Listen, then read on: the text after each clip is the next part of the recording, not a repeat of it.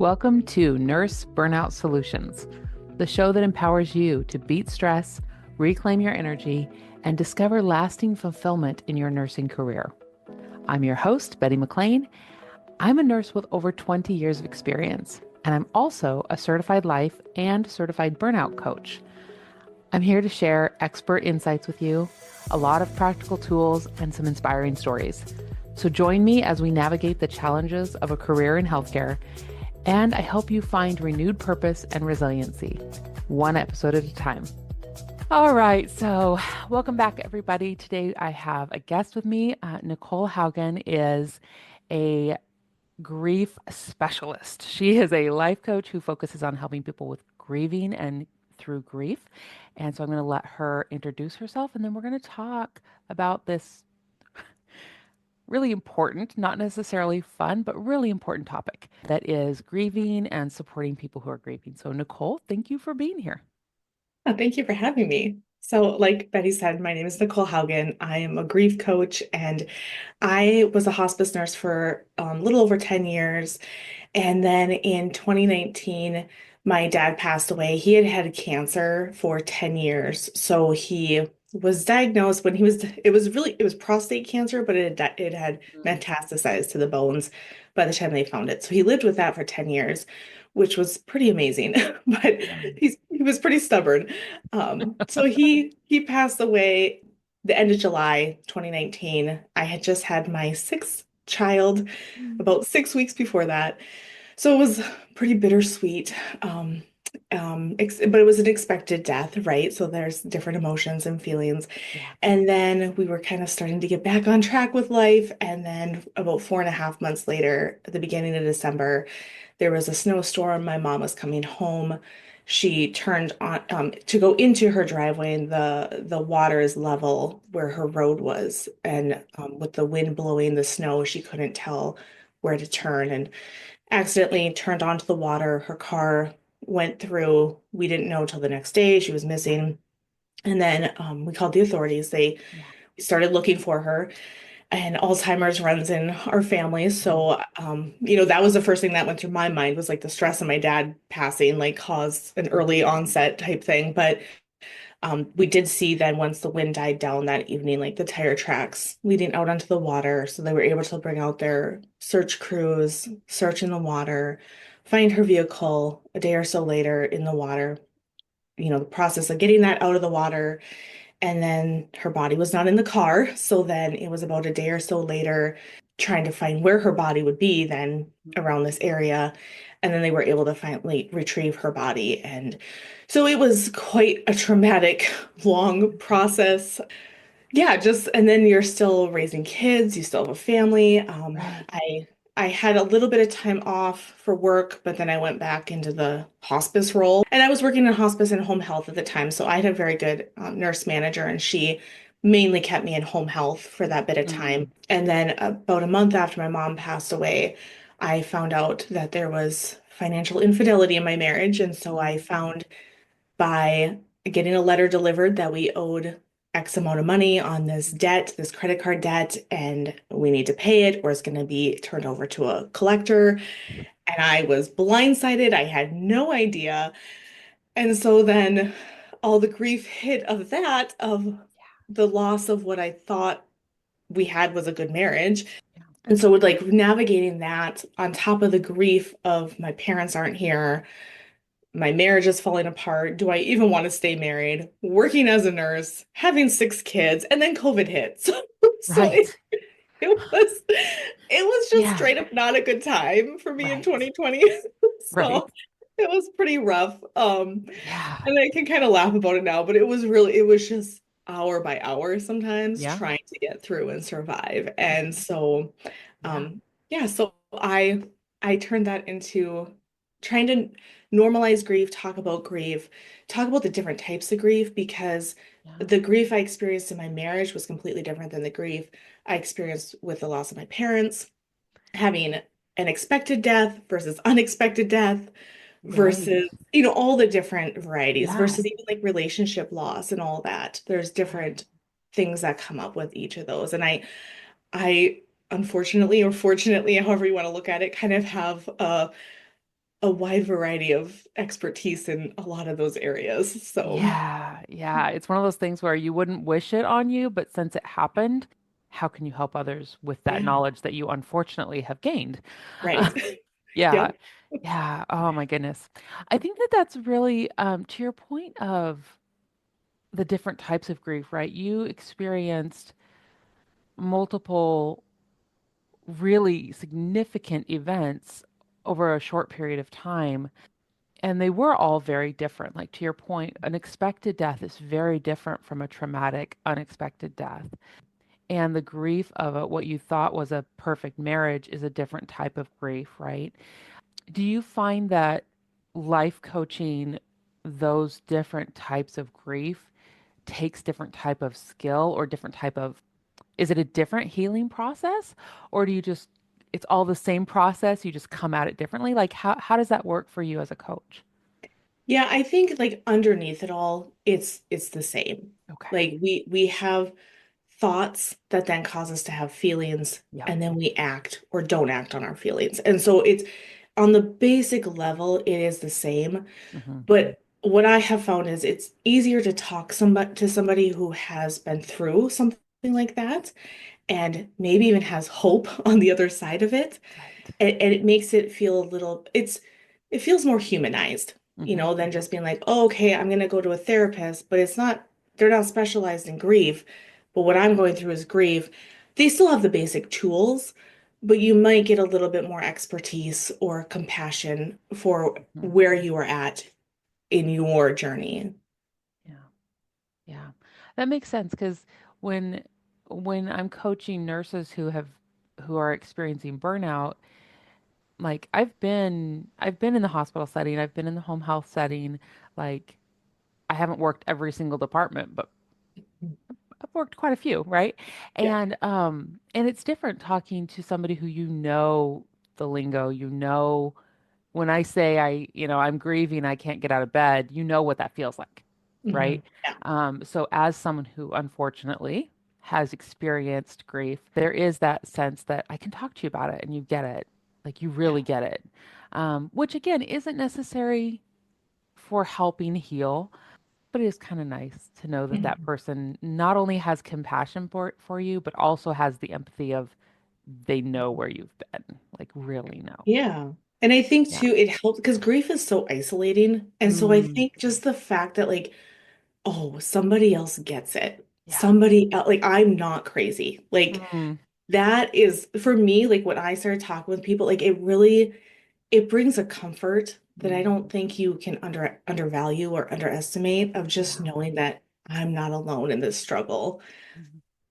I think that's really key of why it's so important to get a skilled life coach or a therapist who you have that emotional connection with when you are going through any moment in time where you need a little extra support, is get that person who can be on your team and like support you in that really skilled way. I think that's wonderful. So, yeah. What are maybe a couple of tips that you'd like to share when it comes to a nurse who maybe has lost? We're recording this right in between Christmas and like Valentine's Day, and I know that the holidays are can be and we just lost a family member. My husband's grandpa just died and just before Christmas. And so the holidays are supposed to be, this beautiful time of being together with family, but grief can definitely overshadow that. But it almost feels like there's more support for that grief when it's either one fresh and new or when you're around a holiday, like a major event. Like I don't know, the grief is like forefront in our mind. So is there different ways that we experience grief when we're at a major holiday versus when we're in the middle of January and it's cold and nothing's going on? Yeah. Yeah. So what I found was that January in my grief really surprised me Mm, because it was unexpected that yeah. I was that upset. Because like you said, I think people anticipate the holidays will be harder. Like even so my mom, well, both my parents died like before that Christmas in 2019. So it was really trying to find like what, like, do we change things up? Like, what traditions? Like, you're just like on this quicksand almost where you don't know how to find your footing. And so for us, like the first Christmas, it was her funeral was like the week before Christmas. So we just Mm, kept everything the same. We had it out at their house. We opened gifts with the kids. Like it was just kind of go through the motions. mm-hmm, Like, this is mm-hmm. what we're doing. We have the same kind of food that we normally do. Yep. Um, and then people were very supportive. Mm-hmm. And then January is when I found out about my marriage stuff. And Yeah. so the next Christmas was hard. I knew it was going to be hard because like they're not there. You don't have them at these events, Mm-hmm. but it was like an expected hard. Like you knew it was coming. And then January came and I was really surprised at Mm-hmm. how much I missed them when there was really nothing. Like I have my birthday's in January, early January, but like other than that, it was like, okay, well, why am I upset? And I think it's just there's that chaos, that distraction of the holiday as well, and then it's just quiet. And then the thoughts start coming in, and we start the what ifs and the guilt. And I think, especially for me, like that first year was just so survival. And a lot of times, too, for most people, it's those first few months or a year or even 2 years are just, it's very numb feeling. And it's just kind of getting day to day type things done. Um, the next few years for me was like painful. Like, oh, Mm-hmm. this hurts. Like I miss them. I'll see my aunts that have mannerisms like my mom, and I miss her at these Yeah. events. There's like a hole like in this family portrait, right? Like, so I Yeah. think it's surprising that January is like, whoa, what? Like, we're past the Yeah. holidays. I thought I was gonna have relief, and then you don't have relief. Mm. And so that is what I found is like when I try to like encourage people to really seek out more help then because Yeah. yeah, during December, like there are more people reaching out, more, oh, it's your first Christmas or whatever it is. But really, grief can, there is no timeline with grief. And so it can last for years, Yeah. sometimes, I mean, decades. It Yeah. really lasts forever, but the Yeah. intensity of it gets less. So, like, people tend to go back to their day-to-day lives and they get busy and you can feel forgotten, which can also be painful Sure. because we look to others to be like, well, you should know what I'm going through. My friends should know. Why aren't they reaching out? Why aren't they talking about it? And really, all that does is that makes us hurt more. Mm-hmm. And so I like to tell people, like, really ask yourself, like, what do you really need? Like, what am I feeling and what do I need? Because sometimes it might be just calling up a friend or texting them and saying, hey, I really need to talk to you and I want to talk about my mom. Like, I'm really missing her today. And Yeah. I don't want advice. I don't want well, she'd want you to be happy. I just want you to listen. And at the end of it, say, I'm so sorry. This Yeah. sucks. Like, Yeah. just like really just telling people what Like, you need can be so yeah. helpful. Yeah. Well, I love that because I have not lost either parent yet, and I'm so thankful for that. And I've really felt like I've lost grandparents, but I've been the one in the support role, Mhm. right? And it's been so hard to know what Mhm. they need, right? Because I don't want to talk about grandma, Mhm. because I don't want to bring it up and make them hurt. I don't want to not talk about grandma because I don't want them to think that I'm ignoring them, right? Mhm. It's like I love the idea of like, just tell me what you need. Yeah. So as a Yeah. support person, can I just ask, hey, Yeah. what do you need? Yeah. And I think sometimes too, it is helpful to like list out a few things because Okay. a lot of times when people are like, oh, like, what do you need? If you're, Yeah. especially in those numb, you're just like, I don't know. I don't know. Yeah. And it just feels like more burden on you. And like, again, they should know what I need, but people Right. don't. People really Yeah. don't.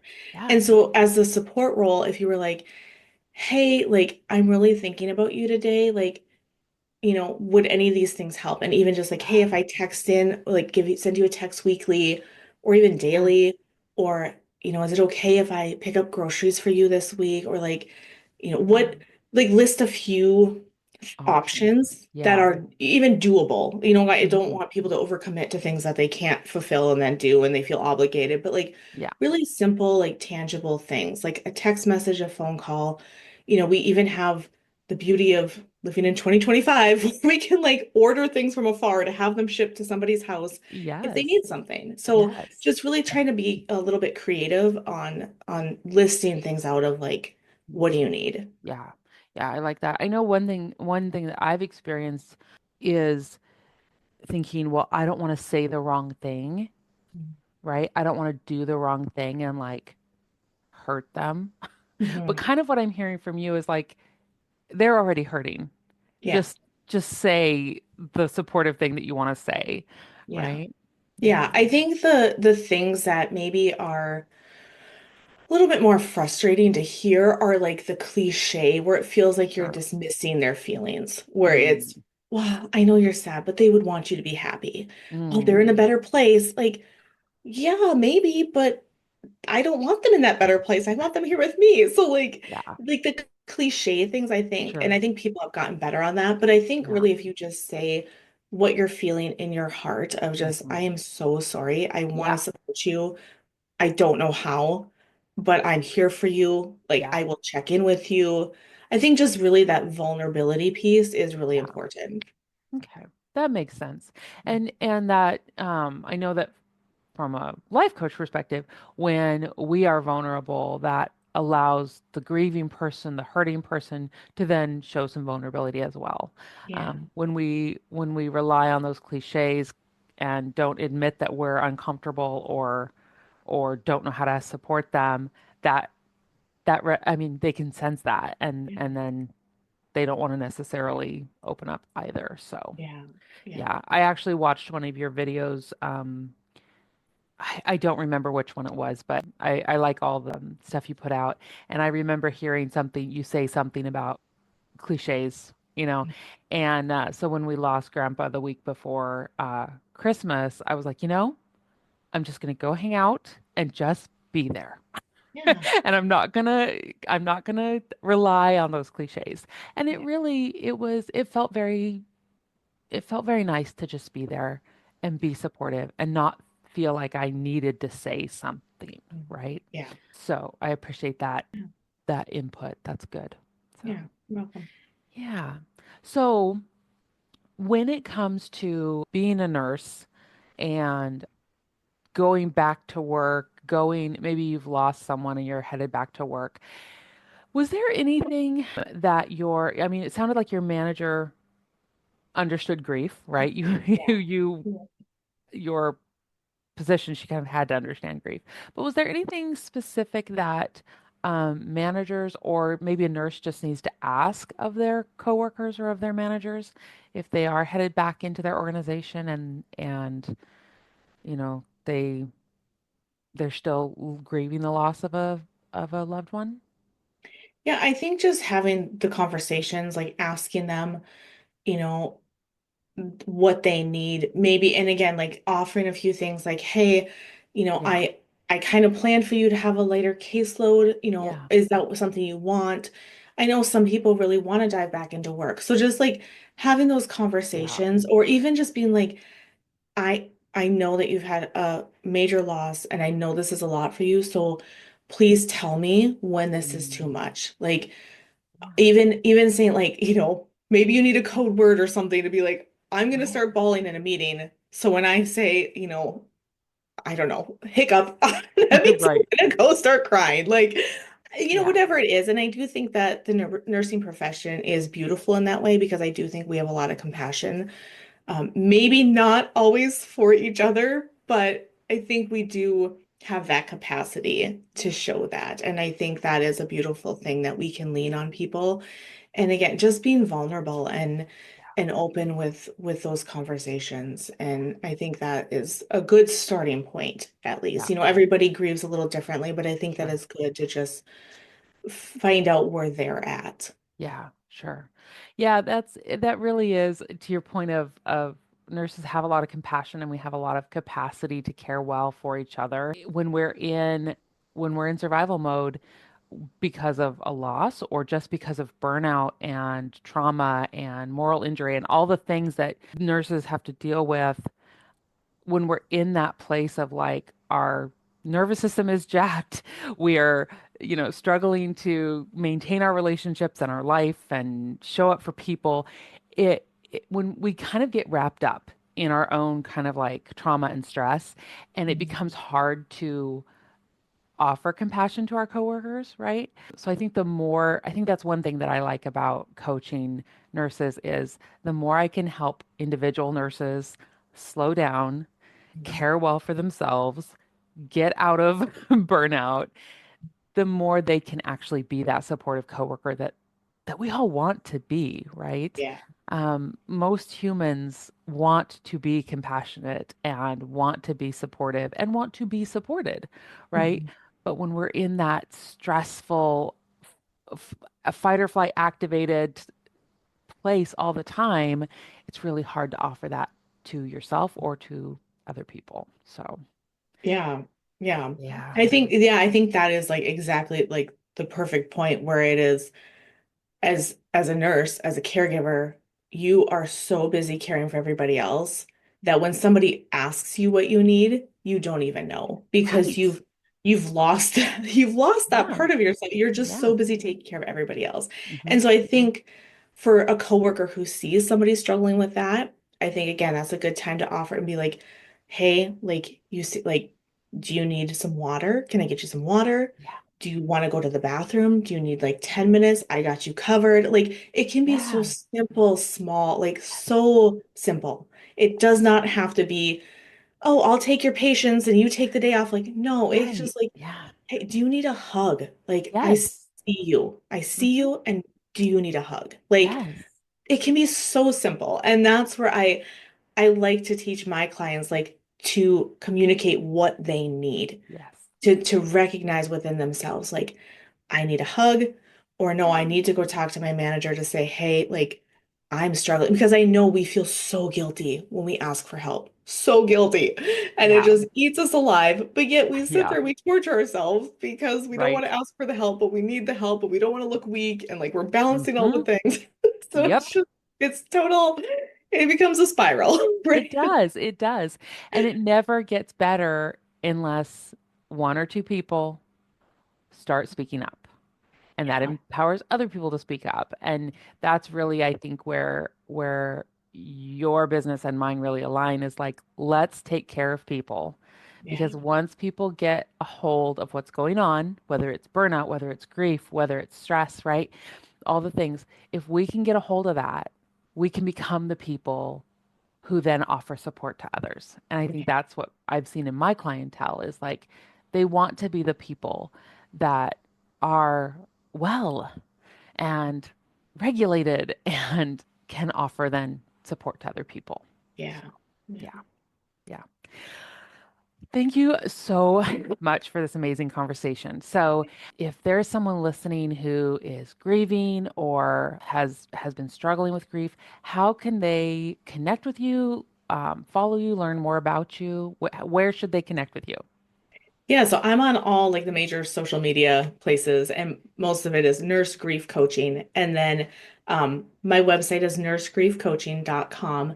And on there, you can sign up for a free consult call to talk. And because I have where I coach people one-on-one on Zoom, but I also have where it's a Voxer walkie-talkie app for those that are like, it's a really busy lifestyle. Yeah. And so I have that as well. So we talk and we try to figure out what's best for you in your kind of current stage of life. So Yeah. nursegriefcoaching.com. Perfect. And then you also have a podcast. Is that Yep. correct? Yeah. Yes. And We that's the will. grieving nurse. Perfect. We will link those in the show notes. So if you are listening and you want to hear more from Nichole, go to the show notes and check out all the ways you can connect with her. So again, thank you so much, Nichole, for being here. It's been a pleasure. Thank you so much. Thanks for listening today to Nurse Burnout Solutions. Remember, I really believe that all stress is manageable and burnout is not inevitable. If you are struggling with stress or in burnout, I can help. Check out the show notes for ways that we can connect and get you the support that you deserve.